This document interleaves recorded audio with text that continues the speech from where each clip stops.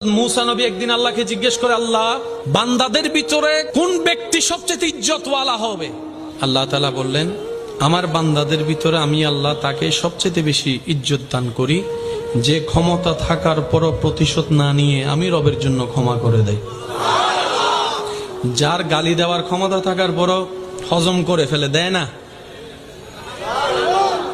মারার ক্ষমতা থাকার পরও মারে না, যা বাদ দিলাম, তুই আমার কাছে অপরাধ করেছিস একটা, আমি একটার জন্য যে রাগ দেখাচ্ছি, আমার হাজার অপরাধ তো আমার আল্লাহর কাছে জমা আছে, জানা আছে।